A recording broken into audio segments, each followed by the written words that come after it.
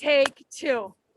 All right. I am welcoming Bill Danaher to the podcast. And for those of you who don't know Bill, he and I have been working together for the last almost 6 years on a professional level. I have been his fitness coach on and off for that time. And the reason that I'm bringing him on is because he and I both work with people in our worlds for similar goals with different routes. And I think that's what is unique about us being able to come together and collaborate.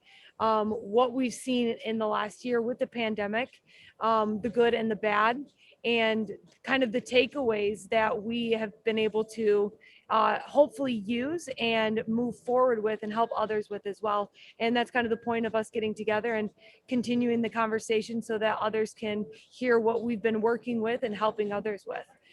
Bill, anything that you'd like to add for that?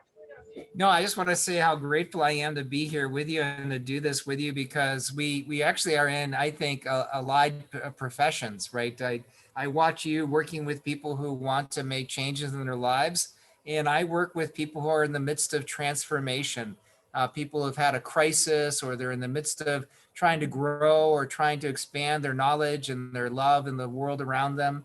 And that's so, in many ways, we have similar kinds of work, because I think anytime someone does something seriously in with themselves, they kind of need someone to come alongside and to be there and to walk with them. Just to say a little bit more about myself, I spent about 15 years in as a college professor and then as a dean. And from there, I went to serve now as a pastor of a large church in suburban Detroit. We have about 2,000 members, and we're highly involved in the community around us. And one of the things that I've learned is just how wonderful it is when you try to live out your faith in a powerful way. And that touches not just issues of the mind or the spirit or the emotions, but also the body. Yeah, I like that. That wraps in perfectly. So, with that being said, you and I both work closely with people in the pursuit of a healthier and happier life. And usually that's in a lot of different things. For me, it's with physical health for the most part. We end up seeing mental health come with that. And then for you, it's spiritual, mental, and eventually, I'm sure, physical as well, because as you just said, it all works together. So, with that, how have you noticed the pandemic has either interrupted or surfaced other people's happiness? So one of the things that I noticed when I started to enter into this pandemic, I did a lot of work and I interviewed people who were psychologists who study pandemics, and I read a lot of literature about it. And one of the things that always happens is you have initially the people who are directly affected by the pandemic, but you also have the shadow of the pandemic on everyone psychologically and emotionally and socially. And that shadow of the pandemic, initially, the most observed phenomenon is that people just get anxious. So if you have an obsessive compulsive disorder of any kind, it gets worse because everybody is anxious and everybody's kind of on tender hooks. And there's often, believe it or not, that's been studied in the past, social unrest happens, so some of the protests, not that it wasn't justified, but some of the protests that came out of it was consistent with what happens in pandemics. Also, what happens in pandemics that we've seen that's somewhat new is this has been the longest time we've tried to engage in social distancing. The last time we had a pandemic of this scale in 1918 to 1920, the United States was in World War I, and basically most of the country just spent their time ignoring it and sending troops to the front and getting people gathering in large groups. And you had massive breakouts in Philadelphia and other places where people were gathering. So this has been the longest time we have tried to do social distancing. And what that has meant is that there's a large amount of feelings of isolation, loneliness, sadness. There were some studies that I read about the incidence of loneliness in 2019, and it found that it was actually at a high in 2019, which has only gotten exacerbated by the pandemic. So all of the things, if you put together anxiety and isolation, um, all of the things that make you make decisions that are not good for you happen. People drink more, they eat more, they become more sedentary because they can't pull themselves away to do individual pursuits. And the pandemic has really played havoc upon us. You know, we're going to be dealing with this shadow of the pandemic for years to come. Yeah, there's no doubt about that. Now, I'm curious though, have you noticed that while all of those bad things have occurred, and it almost seems like it's worse to those who are more highly susceptible to it, right? So Yes. they already have mental health issues such as anxiety, depression, so on and so forth. Has there been anyone who has thrived in this time? There are many incidences of people thriving individually, and there's a lot of anecdotal evidence of it. And so people, one person I might mention is my brother, who was spending most of his time on a plane before the pandemic, and then began to do enormous amount of work over Zoom. And he suddenly, his life is going to probably be never the same after this pandemic. His work is going to be much more regular, and it's going to be different for him. He had some time to himself. He had some time to think. I myself, we had to keep our services closed, and that meant that I had a surprisingly stable schedule. So whereas before I would get up at 5 in the morning because someone was asking me to come in at the last moment to do last rites in the hospital room, something like that. Getting in and out of the hospital became problematic and challenging. So I had to find other ways, and that allowed me to have a little more space to myself. But and I do think there have been people who have been able to step back and to make better decisions about their lives, and I would count myself as one of them. When the pandemic started, I had been working with a different trainer because you had uh, taken advantage of an opportunity elsewhere for a while, and I was heavier than I wanted to be, and then I had a debilitating injury skiing, one of those freak accidents, a shoulder separation. And the first month of the pandemic, I basically spent my time trying, to move around a little bit, but mostly eating. And so the pandemic was not friendly to me those first 6 or 7 weeks because, it was incredibly stressful. But it also gave me the space during that time to make some decisions about where I wanted to go. And so I began to do things differently, began to eat differently, began to walk more and to reflect more, to pray more, and then also to work with you, which has been really, really helpful. So what I hear is for you personally, as well as other people, it's allowed more space to think, to feel, and then eventually act, right? Yeah, and So I go ahead. yeah, and I think that for many people, this pandemic, even now, is an opportunity for people to make some changes. For many people, it became an opportunity to have some intentional Mhm. decisions in their lives made, and that was really key. Yeah. Yeah. And what I saw for those who did or are coming out of it with a different and better perspective than they were, the space is a huge thing because we're constantly distracted in this life, right? And there's Mhm. constantly something to be doing no matter what. When you're not scheduled for something, then you're supposed to be scheduling something. And so that's kind of what allowed us to sit back and think, well, what does it mean to actually just sit down? What does it mean to just be with the four people that I live with in my house, you know? So creating better relationships, if for some people, not for everybody, right? What I'm curious is your input on what are the differences between those two people? What are the differences other than those who already had underlying issues like mental health issues? What are the differences between people who thrived in it and people who suffered through it? I'm going to say something. This is going to be a typical pastor remark. What I've learned is those people are often the same person, right? So there are going to be people who will be challenged by anxiety and challenged by compulsive behavior, like drinking a little too much, which Mhm. more than we would ever want to admit probably did that, or other kinds of drug use, Yeah. and people who are starting to make the same decisions. So the people I like to speak to are the ones that are always caught in the middle. Now there are some Yeah. super people, and I strive to be one. I aspire to be one. But there are people who just kind of went right into it and just immediately, wrote a book or something like that. Yeah. I think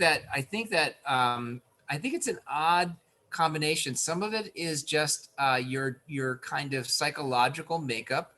Some people are just having no pressure to be in among other people has been kind of a gift to them because they're situational extroverts, and so the idea of like being able to have their time to themselves is great.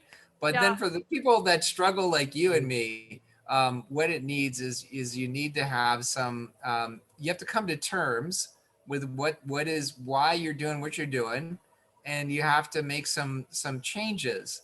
And by coming to terms, I mean that I think that usually what happens when you are stuck in a bad mode of acting, it's because there's something that has been unaddressed that you need some help thinking about. And for me, I think therapy is great, but also just having a conversation with somebody with a bit of empathy in your life, a friend, a Mhm. spouse, someone you can trust, a trainer or anybody who you can just talk through some of the challenges that you're facing. Because I think what tends to happen when we're buffeted by something like a pandemic is we can immediately retreat into like a little shell of shame because we have made we haven't we've been affected by all this. We're eating the entire sleeve of Oreos or whatever it is that is our trigger food. It doesn't happen to be mine, but I've seen people eat like Fig Newtons, the whole sleeve, the whole or sleeve of Oreos. And then how do you just recognize that shame Mhm. as doing you no good? Right. And part of it is to realize that you are worthy. You are worthy of a full life. You are worthy of being healthy. You are worth the time that you put on your into yourself. Mhm. And it's that healthy self-love and that healthy self-compassion helps you make that shift to making some decisions. I think that that's the and we've had over the past year, so many opportunities to beat ourselves up if you are a fully engaged person. And so developing some self-compassion for yourself. And I use a lot of ways to get myself into a good place. And one of the ways I do is I do engage in meditation and deep breathing, more informally these days, but at points I've done it formally for 10 or 15 minutes, just going through and taking deep breaths and feeling where you feel pain in the body. So you ask the question, where does it hurt? And then it also means sometimes we need to, believe it or not, just reach out to others. So ask someone else, how can I help? And that gives you agency and the ability to make some changes. And there you have to answer the question, what can I do? And one of the things you can do is to realize that the time spent on your nutrition, time spent exercising, time spent meditating, time spent in prayer, time spent um, being with those you love and being undistracted in your time with them. These are things that allow you. This is what allows you to live the full life that I hope all of us have been given as a kind of birthright. So that's, I think, if I were going to pick the thing that allows me at least to move from the part of me that can be immersed and imprisoned in my own self-loathing. I don't know if you've had this, but like if you if you buy, like I have all these incredible trigger foods, just because I've got eating issues.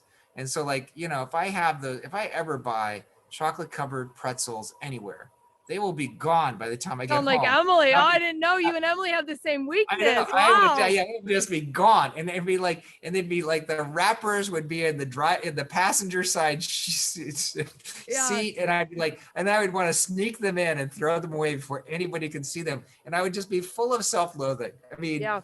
and in fact, that's the thing is being able to turn that off, means being able to know that you're worthy of something better. Does that make sense? Yeah, absolutely. And I'm so glad that you brought that up, instead of me, because obviously I am the fitness professional here and I'm constantly talking about the relationship with food. And so I want to dive a little bit deeper into that because I think it's so important for people to hear from somebody else other than me or someone in the fitness industry who wears, I think people think that if you're in the fitness industry, it just comes easy for you. Well, listen, it doesn't. I also have had an eating disorder, right? So I've suffered through these things and I still suffer through these things. But the one thing that you said that I want to bring up is recognizing the self-love that comes out of actually saying no to things, because so many people will use the excuse, and I don't think it's always an excuse, but oftentimes it's an excuse that, well, I just want to live my life. You only live once, right? So I want to be Yeah. able to enjoy it. And what they're missing out on is the enjoyment of life, of saying no to certain things that actually don't bring you full-time happiness, right? They bring you short-term happiness, quite frankly, because of everything that happens after you indulge in that sleeve of cookies or whatever it is. And I understand the happiness that you get in that moment, but I also know, because I'm human just like everybody else, I know what it feels like after you finish that sleeve. And I know the thoughts that go through your head, and it's just a reoccurring cycle, right?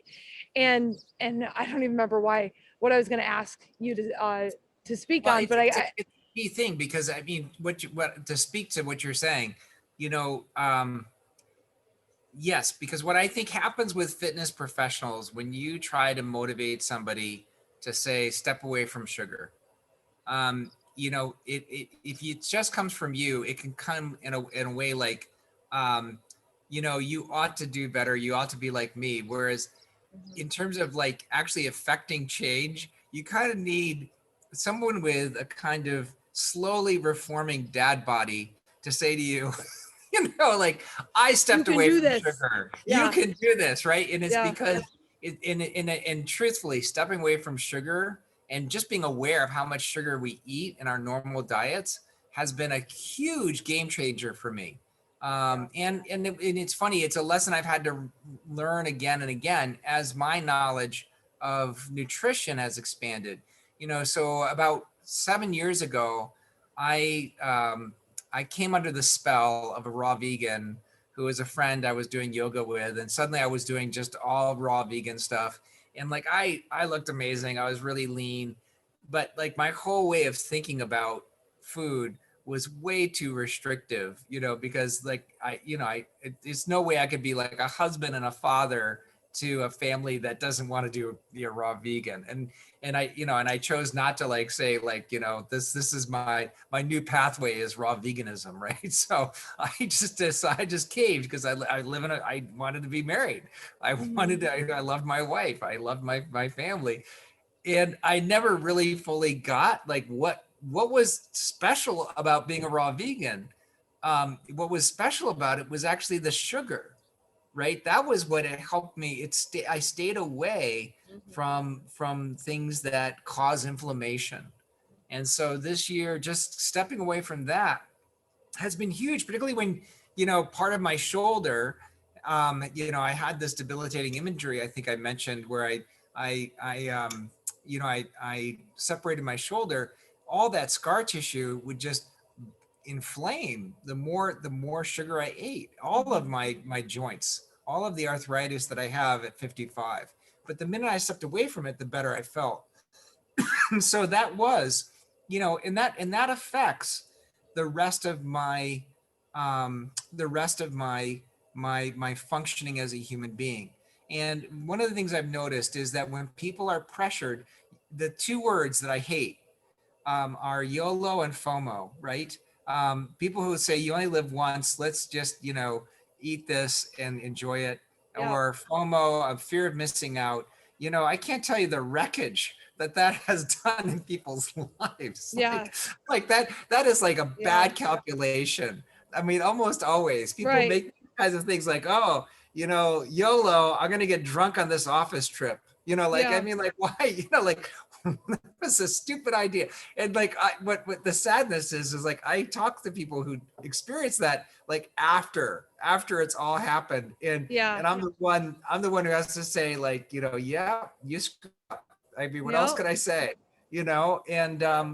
And really the change is how we love ourselves is so key. I see, this is anecdotal, but one of the things we do at the church is we host 30 homeless people for a week. We take care of their needs from, breakfast, lunch, and dinner, and we drive them to their jobs because we're dealing with very acute homelessness, not chronic.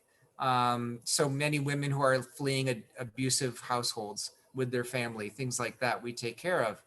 And one of the things I noticed immediately is that people who are under stress, we would get all this stuff from Costco, and those Costco desserts they're like crack, and the family would just eat these desserts, and to my eye, I was saying there's about 50 to 60% of the people here have some form of diabetes. It's Mhm. just clear to me. And so I got a doctor who ran a clinic in Pontiac to come in and to do just free testing for diabetes Mhm. so that people can understand, and try to, and to support people by giving them better food when they're with us, Yeah. because it's so human when you're faced with domestic violence, when you're Mhm. faced with Right. housing insecurity, to see when someone offers you a big slice of chocolate cake, it's you feel like you need that comfort. Or Yeah. in churches, the baked sheet cake or the baked Yeah. macaroni casserole, that's like what churches do, right? and Yeah. and I had to convince my congregation, no, that's not what people need is Yeah. protein. Mhm. They need fresh vegetables. They Mhm. need, I love that, Bill.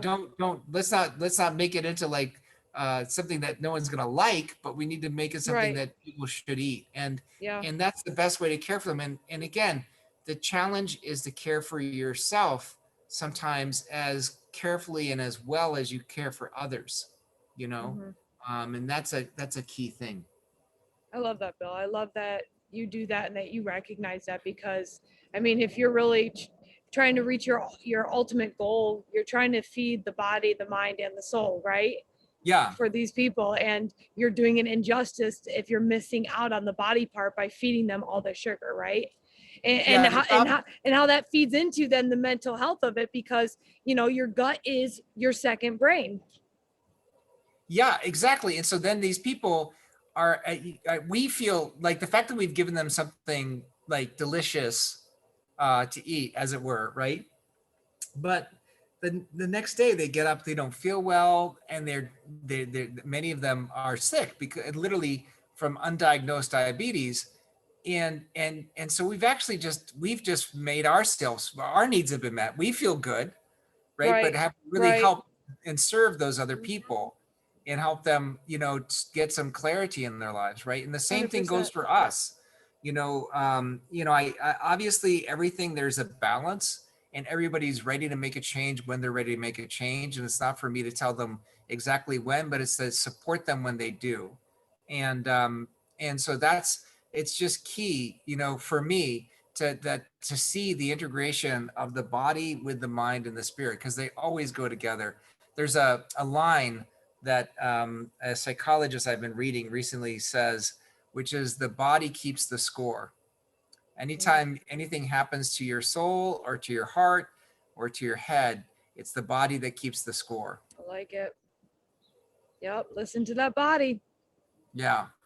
I like it. Okay. That's good.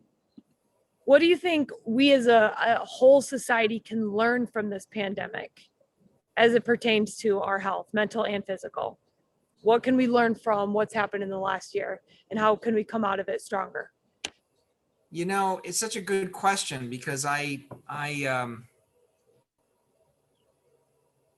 if you look at the history of pandemics, what happens usually is that people want nothing more than to return to what things were beforehand. They want nothing more than the status quo Mm-hmm. because that was predictable and they understood themselves in it. Mm-hmm. And so meaningful change is actually um, it's going to require some ways of thinking about ourselves differently, and I really pray for that, because I think that this is gonna be an elaborate story, but I think it makes sense. Um, I'm up for it. in World War II, the British people had to come together to wage war against Nazi Germany. They didn't have the troops to defend the island, and they all came together. And then, of course, with the Blitz, with the bombing of British cities, all of the classes would be subject to losing everything in a wink, and also running into subway stations or the tube to shelter. And it was out of that austerity, so one historian has argued, that you developed the British health service, the nationalized system of medicine that they had, where everybody got health care as a right. And in order for them to see that, they had to be aware of the divisions between them were really not truly important, that they were all the same people and that they had all suffered and they all indeed needed the same care. Mm-hmm. And I I and And it no human is greater than the other, right? Or right, lesser right, than. right. Yep. And they also had to imagine themselves as one, as one Britain. Yeah. And I worry that my hope is that we come out of this pandemic seeing ourselves as one people, and that everybody has a kind of right to a full life, and we have a responsibility to do our best to make sure that that happens. um, and it's more, I'm not talking about a policy. I don't want to explain or defend the Biden tax cuts or whatever you want to, or tax increases, or the bills to increase the support for those suffering from the pandemic, and to get the economy rolling. All of that kind of stuff, those are really best left to the politicians, as much as I do follow these things closely. But I think there needs to be a change in sensibility. There needs to be an acknowledgement. The reason why I brought up the British health service, the National Health Service, is because really underneath all of their policies was this sense of themselves, and that was deeper. It was cultural. It was even psychological on the social sense. My hope is that we come out of this seeing ourselves as one, seeing ourselves as interconnected, and seeing ourselves as equal. And all of that, again, means making room so that we can move around. Um, we just celebrated Easter, and we had about 600 people come to the church. The others were still online. And what was incredibly fun for me to see is the children playing. They got there, they ran around, and I realized so many of these kids, everybody was safe, but so many of these kids hadn't spent a lot of time around each other for a year. I think we all need to make space for that. Yeah. I want to dive a little bit deeper into what you said about um, working as a whole and seeing each other as one. I get it. But how can you conceptualize that to somebody else is, why is that important? What does that do for us as a society? Yeah, I mean, I think that, I think particularly for people who have suffered loss, and so many of us have, um, what you learn in loss is how deeply relational we are and how much we rely on others to be who we are. And so one of the things that I find involved in grieving um, is a sense of how important those are to everybody. Those relationships that are compromised or ended because of the pandemic are really, really important. So I would kind of appeal to those things that allow us to flourish, which is the connection between us. Um, and I think that that would be somewhere I would want to point people. That's one way to go. Um, I also think that it's been hard for us to get through the echo chambers of social media. And that's what makes me a little bit nervous to talk about this unity or oneness, because Mm-hmm. we can kind of move in directions where we just don't hear each other, and we kind of find people with whom we agree. So I mean, I guess one of the things I would say is to listen when you get triggered.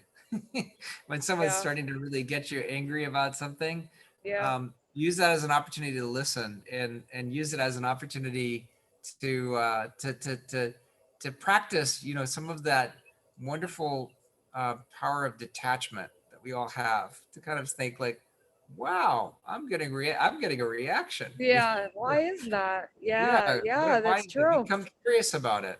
Right. Yeah. What is this emotion that I'm feeling?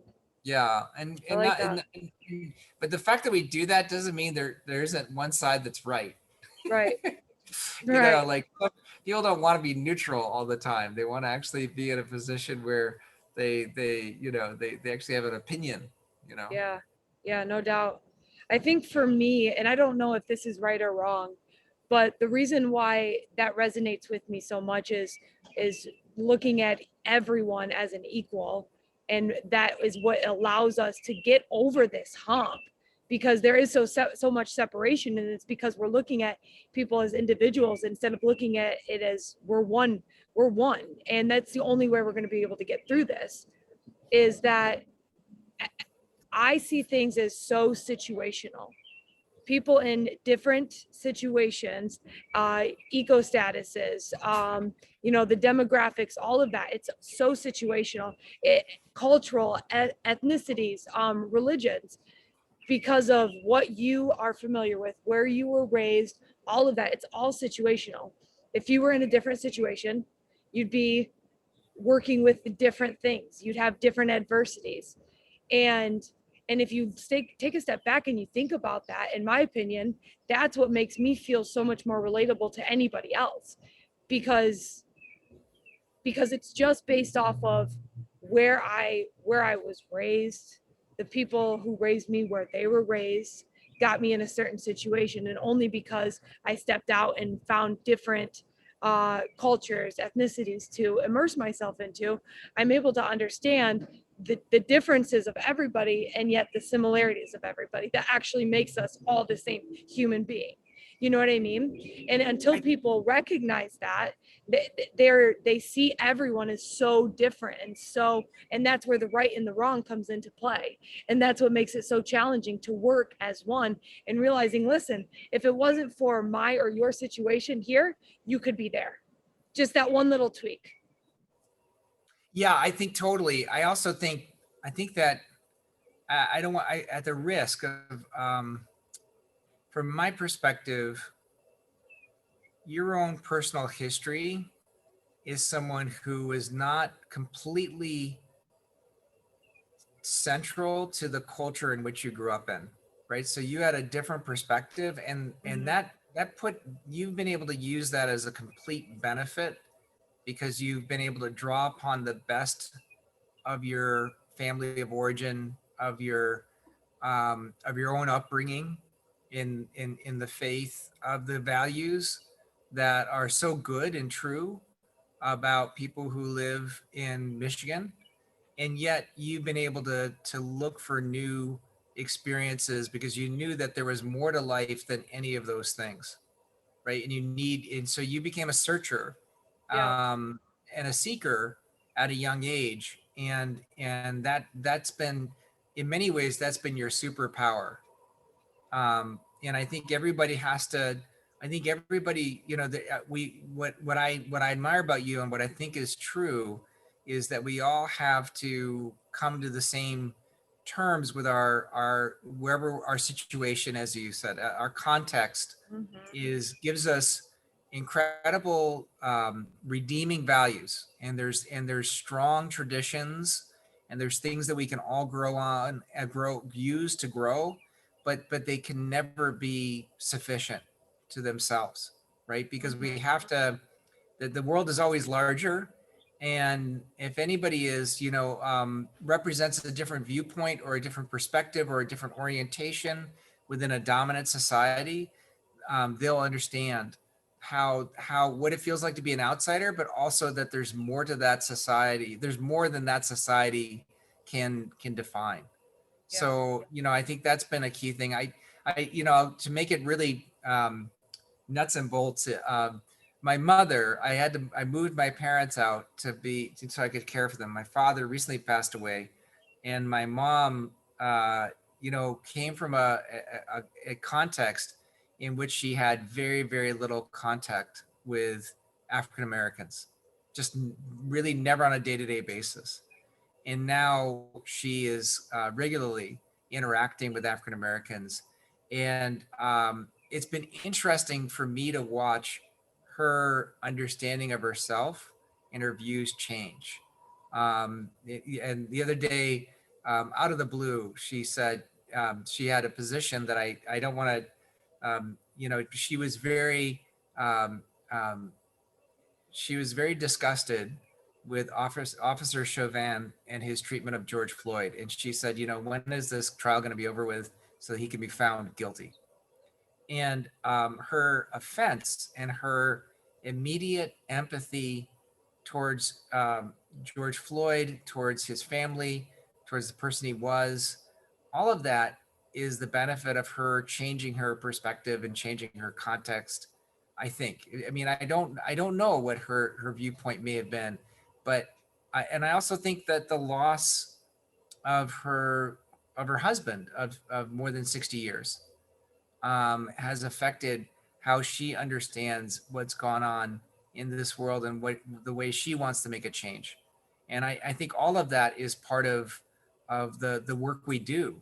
So had she not had this opportunity to move away, to get into a city, to get to know people, to Hmm. come to terms with her own loss. She's 87 years old, and I'm really, really proud of the way she has taken advantage of every opportunity to learn and grow. And I think the same thing is for all of us. I mean, I think that's the project for all of us. Yeah. I love that. That's a really good story. Really refreshing to hear. Yeah. All right, I want to know, what has your personal life lesson been coming out of this pandemic? Obviously, we're not out of it. We're still here. We're still in it. Yeah. Life is a little bit different than it was the last year. Even though, since we are in Michigan, the numbers are not any better. But life is what seems to be getting more normal. But even though we're not technically out of it, things have changed in the last year.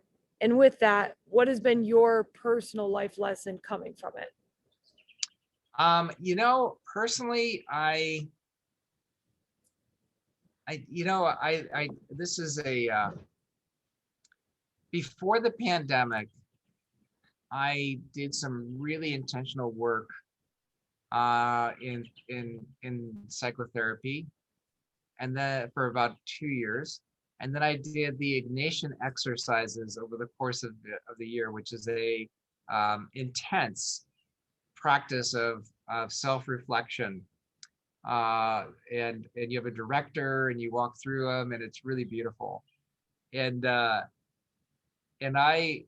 feel like 2019 was like the moment where Luke Skywalker goes to the planet to learn how to be a Jedi Knight from Yoda. And then, 2020 is where, for me, Luke Skywalker goes into Jabba's lair to free Han Solo and Princess Leia. So, like, for me, 2020 has been a time in which I'm kind of practicing my Jedi skills. And this Okay. pandemic has been a time of practicing my Jedi skills.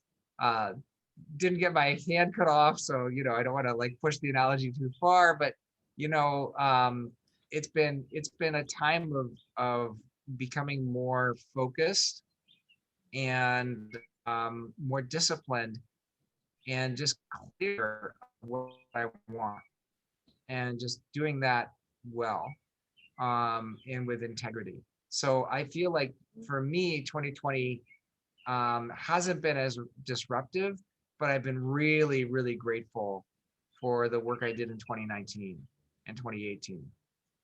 Okay. And so, I mean, it sounds like it's going right back to just the space that you've been allowed to have has allowed you Yeah, to do that. yeah. So And I feel so, like I'm so is operating. that something that, let's just say life does go back to complete normalcy, right? You're back in church, you're in the office as you were. Do you feel like you will allow it to go back to where it was? And if not, what will be the things that you continue to keep as they are right now? I don't know. It's very funny because I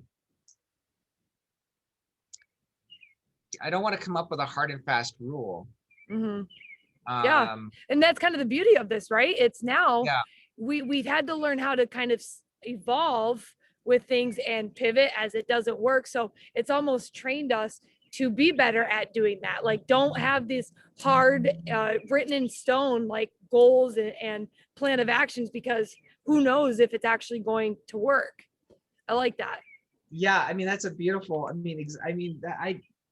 I guess maybe that's it. I'm feeling a little bit better about that willingness to be um, unscripted. I do have some things that Nice. I guess what's funny is I do have some things um, that I had been working on, but I hadn't spent much time on it during the pandemic. But I feel like I have renewed energy to do. So I've got some writing projects. I have some other projects in terms of my own development that I've decided to focus on. And so that's been one of the things I've gotten out of it. Um, uh, and I guess the I what I've had to learn is, when I made that decision to go back into the parish from being a professor and a dean, um, I I had to lift kind of lean on relationships, and particularly when we couldn't be in the church, I had to lean on these relationships that I'd been building for the last 6 years with my congregation, and we had to learn new ways to be together. And I've found those relationships to be worthy of deep personal investment, even as and so there's been an interesting shift in my perspective away from um, viewing my life in terms of some kind of plan that I'm following. And that was always the case the last 6 years, but the pandemic intensified that for me in a way Mhm. that nothing else did. We for reasons because we're the church we are. Occasionally we get these visitors from high schools and grammar schools that want to ask questions. They always want to meet me, and it's always like there's always like 150 students sitting in the pews wondering what the heck this is all about. And I'm supposed to say something, and they kind of stare at me, and I stare at them. And one of the things I said, when I had them last, I said, I said they asked for a little bit about myself, and I told them what I had done, and I said, the decision to come and be a pastor was something that I realized that it's amazing the life that is waiting for you when you give up your plans. So I had kind of progressed in my academic world to assistant professor, associate professor, dean, um, had a chair, and I had one more, one more brass ring would be full professor, and I just didn't want to do that anymore. I just didn't. I wanted off. Um, and and um, and since then, I've had to go deeper and deeper into relationships, and I'm so grateful I made that decision. And I want to just be more mindful about that. That's my long-winded way of saying what matters to me most. Well, I like that. And do you think that you realized that until this year? Yeah, I mean, I think for me at least, there's always like onion leaves Yeah. that come Yeah. off, because Good. you know, That's, I talk about grand things, Tennille. I talk about like love and yeah. faith and hope, Yeah. and I mean, and of course, anytime you talk about these grand things, you never really know what you're talking about. You do, I mean, you know a little bit, but Yeah. every time you have to go Right. deeper, Yeah. and Yeah. so I'm one of I those love people that. that I'm constantly learning more about what I talk about. And you It's just want to keep peeling. I love it. I love it. yeah, you have to That's just why peel you're it on away. this podcast, dude. And that's why we Yeah, get along so well together, because we want to just there's just never an answer. There's never an answer that's good enough. There's always something more to know and learn, right? yeah, Always. yeah. Always. I love that. For me, the pandemic it's been crazy. You know, I was the person that when it happened, it was like a fight or flight situation, right? It's like my type of work relied on commission, and it relied on the bodies that I'm seeing and the amount of people that I'm seeing. That was it. And so I had to fight, and I went, right. I started my own business, basically started a website within probably less than a month of us being sent home. And what it's taught me, because now I'm on my own, whereas what I was doing prior to this, I was a trainer, but I also was in management. I worked closely with the corporation. I had all of these things that were given to me to do. I'm a task person, right? You give me a task and I'm going to do it. I've never necessarily had to be one to give myself my own tasks and then follow through. So this has taught me, like, okay, what kind of person from a professional standpoint am I actually? And I've learned that I'm not what somebody would call an upholder. I'm not somebody who can uphold to my necessarily own standards, which a lot of people would think that I would. I'm what's considered an obliger, and that's somebody who can uphold these standards of other people that are given, or the standards that are given to me, but I have a hard time doing it for myself. So that has been very mentally draining and exhausting, trying to essentially fight myself on why aren't I doing these things, these to-do lists that I've given myself. So that's been the most recent battle for myself, and something that I've discovered of myself. um, but the one thing that I have learned, and you kind of mentioned it, is one, having more grace with myself. So, and that's with having more intuition in how I'm feeling. If I if I'm feeling exhausted and I'm trying to do more, I need to just not, because it's not going to be quality work, and I'm going to get upset with myself. I'm going to be disappointed in myself. I need to just have more grace, sit back and move on and wait until the next day when I actually have more time for it.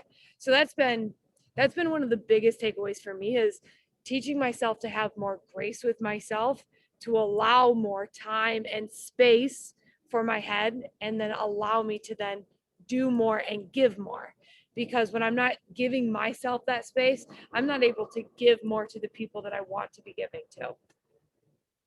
That's really, really helpful, and I appreciate your vulnerability. Because I'm vulnerable for a living, right? So that's why but that's a huge thing, and that difference Yeah. between obliging and upholding is really, really key. And again, it's appropriate self-regard or Yeah. appropriate self-love that you have to have, and that's been part of the challenge for most of us. I kind of am shelving for the moment a book that I was writing on shame, Mm. in part because Brene Brown has written several books on this, and like no one really wants to hear what I have to say about shame, but you Not know, if Brene Brown already has, I know. I obviously. mean, she's got me like she does it very well, and she Right. summarizes a lot of the research really well, and she's got a Yeah. team of psychologists working for her, and I just don't think I can, And I'm also the kind of person, if I can't do as well as Brene Brown, I don't want to do it. Right? Like it. But at the same time, I think shame is endemic throughout our society, Yeah. and in strange ways, this is why we have to think about fitness in such a way that doesn't shame people. And I don't know if we really cracked the nut on that, but like the whole Not yet. fact that like when you look at people, how they're acting in a gym when they're motivated by shame, and then the opposite of shame for me is not shameless, because there are people who just want to kind of flout they that don't care about what they're eating or drinking and how they're behaving, and they don't want to be held accountable. But there's this place in between where we're unashamed, and that's a key for me. That's a key place to be, because it's in that moment when you have compassion upon yourself that you can still be accountable to yourself because you are worth it. Yeah. So huge. I appreciate you sharing that. And Yeah. that whole obliging thing, as soon as you said, I was like, wow, that's a tool I'm gonna use. That's Yeah. gonna be fun. Yeah. Yeah. Awesome. All right, Bill. Well, I think that's a good place to end it. I think we have some good speaking points and takeaways for people to kind of sit in on and really reflect on, okay, what has this past year meant for them and how can they continue to move forward in the right direction? And that doesn't mean fast. That doesn't mean that they're going to get it right every time. They're going to stumble. We all stumble. Um, but I appreciate the words that you've given. I think that a lot of people can use that and take it away and apply it to their own life to continue to excel and find excellence in their life. Anything that you want to say before we leave No, them? I just want to say thank you. This is gonna be fun. People need to know, like, when we are actually working together, we just cut each other up. Like that's like I Ah, can't wait. Folks, if you were looking for a little entertainment, you need to come by. We went deep today, but true that. True that. it's gonna be You're not fun. lying. All right, Bill, All right, thank you so much for your time. We'll touch base soon. thanks. See you soon.